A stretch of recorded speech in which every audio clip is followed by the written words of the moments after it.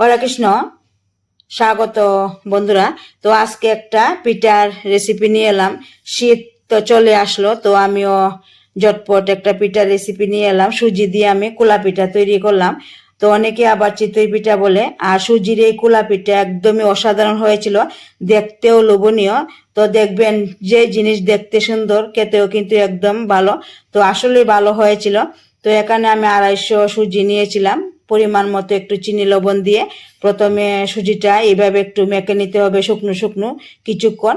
এইভাবে মেখে নেওয়ার পর এরপর পরিমাণ মতো জল দিয়ে দিতে হবে।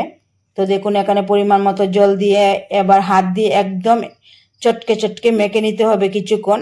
মেখে একটা ব্যাটার তৈরি করতে হবে। দেখুন, এইভাবে খুব ভালোভাবে কিন্তু মেখে নিতে হবে। তো এইভাবে একটা ব্যাটারটা আমি তৈরি করে নিলাম। তো এবার আধা ঘন্টার জন্য রেস্টে রেখে দিলাম। তো আধা ঘন্টার পর ফিরে এলাম।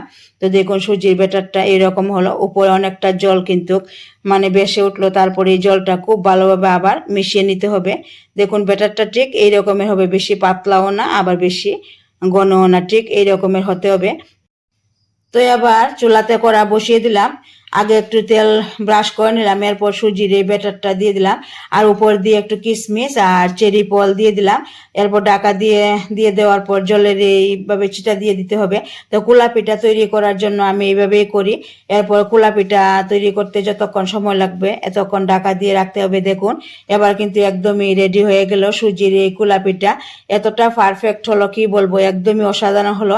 তো আপনারা অবশ্যই একবার হলো বানিয়ে দেখবেন। আর খেতে এত টেস্টি হলো কি বলবো, চায়ের সাথে খেতে একদমই জাস্ট অসাধারণ। আর শীতের এই সকালে বা সন্ধ্যা চায়ের সাথে এই সুজির কুলা পিঠা একদমই কিন্তু অসাধারণ। তো যদি আমার রেসিপিটা ভালো লাগে অবশ্যই একটা লাইক দিবেন।